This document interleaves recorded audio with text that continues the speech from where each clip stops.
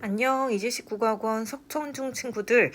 지난번에 선생님이 수행평가 시비평문을 진행을 했을 때 여러분들에게 간단하게 가이드 영상을 제공했었는데, 자, 이번에도 마찬가지로 독서 감상문과 관련해서 학교에서 제공했던 이 학교 공지문을 참고로 해서 독서 감상문을 어떻게 작성해야 할지를 간단하게 설명을 할게.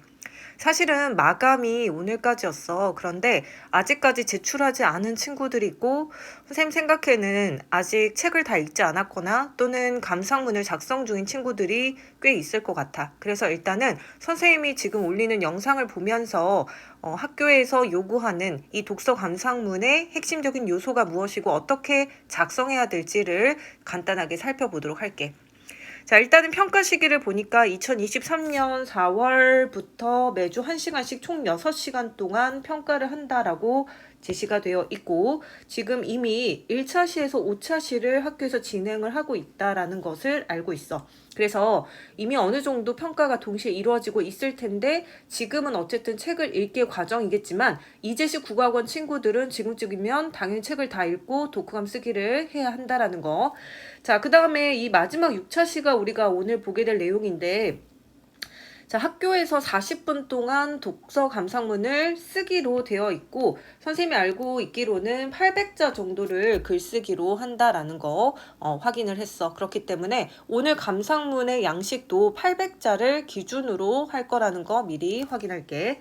자, 독후활동 평가 기준 20점이야. 꽤 높은 점수지. 자, 여기에서 평가 척도를 하나씩 살펴보니까 첫 번째, 바른 태도로 작품을 감상하였는가? 라는 항목이 있어. 이 부분은 아마 1에서 5차 시 과정에서도 동시에 평가가 이루어질 거라고 생각하고, 너네가 이 작품을 얼마나 잘 성실하게 작품을 감상하고 있는가를 평가하겠다라는 의미야. 자, 두 번째, 내용을 적절하게 요약하여 서술하였는가? 이 부분은 내용에 대한 이해를 잘 갖추고 있는가를 평가하고 있는 항목이다 라고 할 수 있어. 작품에 대한 이해력에 대한 평가야.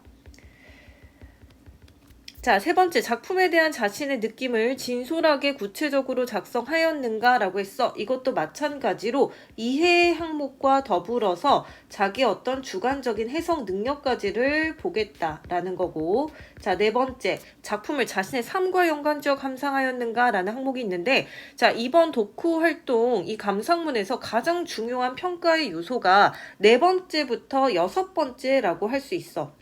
단순하게 독서 감상문에서 작품에 대한 이해 정도만 보는 것이 아니라 이 작품을 자신의 삶과 연관지어 이해할 수 있는 능력, 그 다음에 작품을 통해 그 삶에 나타난 변화를 구체적으로 서술할 수 있는 능력, 그 다음에 그 작품이 자기에게 준 긍정적인 효과가 무엇인지를 구체적으로 서술할 수 있는 능력, 요 세 가지가 이번에 평가 기준에서 가장 중요하게 아마 선생님들이 보실 내용일 것이다 라고 예측할 수 있어. 자, 그렇기 때문에 이 책과 작품과 자신의 경험과 그 경험을 통해서 나타난 변화를 어떻게 작성하라? 최대한 구체적으로 작성해라 라는 것이 이번에 독서 감상문의 포인트다. 자, 그 다음에 여덟 번째, 짜임새를 갖추고 통일성 있게 통일성을 고려하여 작성하였는가? 라고 했는데, 자, 8번하고 9번 같은 경우에는 여러분들이 구성력을 보는 거야. 처음, 중간, 끝으로 전체적인 내용을 통일성 있고 일관되게 작성하고 있는가를 보는 거고, 자, 열 번째, 구체적인 경험을 들어 글을 작성하였는가? 이 부분은 이 열 번째 항목은 네 번째, 다섯 번째, 여섯 번째 항목과 연결해서 써야 되는 거고, 11번, 작품의 내용을 합리적으로 이해하고 반영하였는가? 이 부분도 마찬가지로 내용 서술 부분에서 평가되는 부분이다 라고 할 수 있어. 자, 그 다음에 글의 흐름이 매끄러운가? 이 부분은 글의 구성과 관련되어 있고, 아까 빼먹은 거 7번은 표현력을 본다 라고 할 수 있고, 이것도 구성력과 관련되어 있고, 글의 주제가 명확한가? 이것도 내용에 대한 이해력과 관련되어 있어. 자, 13가지 항목을 내가 감상문에서 어떻게 빠뜨리지 않고 다 넣어서 쓸 것인지, 자, 이 부분은 이제 선생님이 제공하는 독서 감상문 양식을 보면서 구체적으로 설명할게. 자, 독서감상문의 경우에는 지난번에 선생님이 수행평가 특강을 통해서 한번 설명을 한 적이 있어. 자, 그런데 이 부분은 우리 석천중에서 제시하는 이 평가 항목 13가지를 다 반영하기 위한 방식으로 조금 선생님이 수정을 했어. 자, 일단은 독서감상문은 이번 독서감상문은 여러분들이 학교에서 배웠던 국어교과서 2단원과 관련되어 있고 2단원 독서와 발표 중에서도 독서, 읽기의 가치와 관련되어 있어. 그렇기 때문에 학교에서 수행평가의 목적이 무엇인가는 2단원에서 2-1단원의 읽기의 가치와 관련되어 있기 때문에 그 내용을 다시 한번 읽고 나서 독서감상문을 작성하는 것도 어떻게 써야 할지의 감을 잡는 데 좀 더 도움이 될 것 같아. 자, 그러면 이제 하나씩 살펴볼게. 창의적 제목이라고 했는데 이 부분은 사실은 평가 항목에는 들어가 있지 않기 때문에 여러분들이 넣어도 되고 안 넣어도 돼. 그러니까 우리가 보통 제목을 쓸 때는 무슨 책을 읽고 라고 쓰잖아. 그런데 사실 독서감상문에서 더 높은 점수를 받기 위해서는 그 책에서 그 작품에서 드러나는 핵심적인 요소를 반영해서 나름대로 창의적인 제목을 새롭게 써보는 건데 이 부분은 써도 좋을 것 같고 아니면 평가 항목에서는 굳이 13가지 항목에는 들어가 있지는 않기 때문에 여러분들이 요거는 선택적으로 써도 될 것 같아. 자, 그러면 처음, 중간, 끝인데 총 800자의 글을 어떻게 구성할 것인가와 관련을 해서 선생님 생각했을 때는 중간 부분을 3가지 파트로 나누고 그 다음에 각각의 문단마다 총 200자씩을 작성을 하면 800자를 안정적으로 작성할 수 있을 것 같아.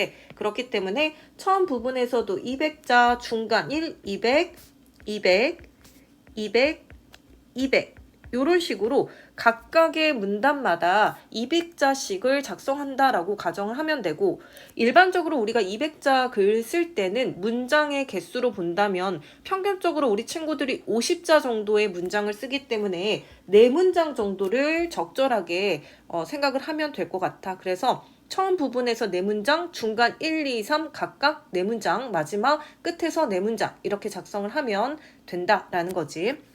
자, 그러면 처음에 들어가야 되는 내용이 어떤 내용일지를 우리가 한번 보면은 처음 부분에서는 책을 선택한 이유를 밝혀주는 것이 가장 안정적으로 쓸 수 있는 방법이야. 그렇기 때문에 예를 들면 우리 학교에서 선생님이 여러 권의 지금 선생님 정확하게는 모르겠지만 20권 이상이었던 것 같은데 이 책을 주면서 아마 각각 개인들이 마음에 드는 책을 고르라고 했던 것 같아. 그래서 왜 내가 이 책을 고르게 되었는지는 여러분들이 처음에 책을 보기 전에 내용을 접하기 전에 보통 제목이나 또는 책의 표지를 먼저 접하게 되고 그 제목이나 표지가 여러분들의 흥미를 유도하는 어떤 요소가 있었기 때문에 책을 골랐을 거야. 자, 그래서 책을 선택한 이유를 간단하게 한 문장 정도만 작성을 해주면 될 것 같아. 자, 그래서 여기에서 한 문장 정도를 작성을 하면서 책을 선택한 이유를 밝혀주고 자, 그 다음에 처음에 부분에서는 책의 전체 내용이 어떤 내용이었는지를 약 3문장 정도로 요약을 해주면 될 것 같아.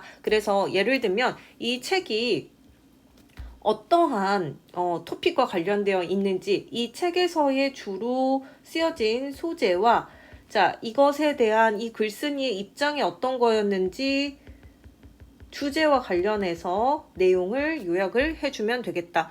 자, 그래서 내용에 대한 정확한 이해 항목이 우리 있었기 때문에 예를 들면 두 번째에서 내용을 적절하게 요약하였는가 또 11번에서 내용을 합리적으로 이해하였는가 13번에서 글의 주제를 명확하게 드러내고 있는가를 평가 항목에서 이 처음 부분에서 여러분들이 작성을 해주면 될 것 같아. 그래서 3문장 이상이어도 돼. 3문장에서 4문장까지 서술해주면 좋을 것 같아. 여러분들이 염두에 두어야 하는 거 적절한 요약, 그 다음에 다시 한번 강조하지만 합리적 이해, 그 다음에 글의 주제 이 부분이 이 처음 부분에서 들어갈 수 있게끔 자, 책의 내용을 정확하게 요약을 해줘야 돼. 자, 그러면 중간 첫 번째 부분에서는 뭐가 들어가야 되냐면 작품에서 인상 깊은 내용과 그 이유가 들어가야 되는데 자, 이 부분은 평가 항목 3번째에서 작품에 대한 자신의 느낌을 진솔하고 구체적으로 작성하였는가 그 다음에 작품의 내용을 합리적으로 이해하고 반영하였는가 11번 항목 같은 경우에는 여러분들이 처음에 또는 중간에 어디에 써도 상관은 없어. 이 항목이 여러분들 평가로 이어질 수 있도록만 여기에 드러나도록만 쓰면 되는 거야. 자, 그래서 작품에서 인상 깊은 내용이 무엇이었고 그 이유가 무엇인지를 최대한 구체적으로 작성을 해주자라는 거지. 자, 그래서 중요한 건 뭐냐면 세 번째 항목에서 자신의 느낌이라고 했기 때문에 주관적인 해석이 매우 중요하다라는 거. 우리가 작품에 있는 내용을 모두 다 쓸 순 없어. 근데 그 중에서도 너네가 봤을 때 가장 인상 깊은 부분을 너네가 생각하는 그 주관적인 해석을 중심으로 써주는 것이 중요하다라는 거야. 자, 두 번째 중간 부분에서는 작품에서 인상 깊은 내용과 이번에는 어떤 걸 해야 되냐면 자신의 삶을 연결해서 써줘야 돼. 아까는 주관적인 해석 중심이라면 이번에는 그 작품이 자신의 삶에 어떠한 측면에서 연관성이 있는지를 써주라는 거지. 그래서 나의 삶 또는 나의 경험 이런 것들과 연관지어서 써주면 좋을 것 같고, 이 항목은 자신의 삶과 연관지어 감상하였는가 네 번째 평가 항목과 그 다음에 10번에서 구체적인 경험을 들어 글을 작성하였는가 이 평가 요소가 반영될 수 있도록 중간 두 번째에서는 내용과 자신의 삶을 연결 지어야 돼. 우리 친구들이 2단원에서 있었던 읽기의 가치라고 하는 그 수필에서도 보면은 글을 쓴 사람이 작가가 나중에 소설가가 되는 데 있어서 영향을 미쳤던 것이 바로 중학교 때 읽었던 박지원의 고전을 통해서였고, 그 박지원의 고전이라고 하는 것이 지금의 자기의 삶에 어떻게 영향을 주었는가에 대한 과정이 설명이 되어 있어. 예를 들면 그 전에는 무협지만 즐겨 읽었던 그 작가가 나중에 그 고전을 읽고 나서 무협지와 고전을 비교해 가면서 그것이 읽기에 있어서 자기의 어떤 변화를 가져왔단 말이야. 그리고 그 읽기의 가치를 깨달으면서 지금의 소설가가 되는데 영향을 미쳤어. 그런 것처럼 이번에 너네가 선택한 이 작품이 너네가 평상시에 생각했던 그 작품과 관련되어 있었던 부분에서 어떠한 부분을 좀 더 깊게 이해할 수 있게 되었는지, 또는 몰랐던 부분에 대해서 어떻게 알게 되었는지, 그래서 자신의 삶에 어떠한 변화를 가져오고 또 어떠한 긍정적인 효과를 가져왔는지를 쓰는 것이 이번 글의 핵심이야. 그렇기 때문에 중간 두 번째에서는 작품에서 인상 깊은 내용과 자신의 삶을 연결지었어야 되고, 중간 세 번째에서는 이제 그것이 나의 행동과 생각에 어떠한 변화를 가져오게 되었는지를 쓰는 거야. 이 부분이 바로 다섯 번째, 작품을 통한 자신의 삶에 나타난 변화, 구체적 서술과 관련되어 있어. 자, 그리고 나서 이제 마지막에 이제 내용 정리를 해줘야 되겠지. 마지막에는 이 작품이 자신의 삶에 미친 긍정적인 효과를 써주는 거고, 자, 요거는 평가 항목 여섯 번째. 작품이 자신에게 준 긍정적 효과가 무엇인지를 구체적으로 쓰라고 한 부분, 그 다음에 글의 주제. 그래서 마지막에는 이 작품의 주제와 관련해서 이것이 내 삶에 어떤 긍정적인 영향을 미쳤는가와 연관지어서 써줘도 좋을 것 같아. 자, 그래서 여기까지를 보면은 평가 항목에서 주로 내용적인 부분과 관련해서 반드시 넣어야 될 내용을 선생님이 처음, 중간, 끝에서 반영을 했고, 그 위에 평가 요소를 보면은 일단 태도는 아까 얘기했던 것처럼 아마 6차 시 전에 어느 정도 우리 친구들이 성실하게 글 읽기를 하고 있었는지와 관련이 이미 되어 있었을 거고, 그 다음에 구성적인 면에서 8번째 항목 짜임새와 통일성, 9번째 항목 문맥, 흐름, 일관성, 그리고 12번째 항목 매끄러운 글의 흐름과 관련되어 있고, 그리고 표현에서 지시어를 적절하게 사용하라고 했고 연결어를 적절하게 사용하라고 했어. 지시어 같은 경우에는 앞에서 했던 얘기를 계속해서 반복하지 말고 저와 같은 지시어를 적절하게 사용해서 내용을 효율적으로 작성하라는 거고, 그 다음에 연결어 같은 경우에는 적절한 접속어, 그리고 그러나, 자, 이러한 접속어를 적절하게 사용했는지를 평가하겠다라는 의도야. 자, 그러면 아직까지 이 독서 감상문을 작성하지 않았던 친구들은 선생님이 단톡방에 파일을 하나 올릴 거야. 그래서 요거를 최대한 이 파일의 양식에 맞춰서 한번 써보고, 이미 쓴 친구들은 빠른 시일 내에 선생님한테 보내줘야 돼. 그래서 오늘이 10일인데 5월 11일, 늦어도 내일까지, 자, 5월 11일 목요일까지 여러분들 작성을 해서 선생님한테 보내주어야 첨삭이 이루어질 수 있습니다. 이번에는 작성 기일을 넘기면 첨삭이 어렵다라는 점 여러분들이 미리 유념해 두고요. 자, 내일 저녁까지 선생님이 시간은 단톡방에 다시 공지하도록 하겠습니다.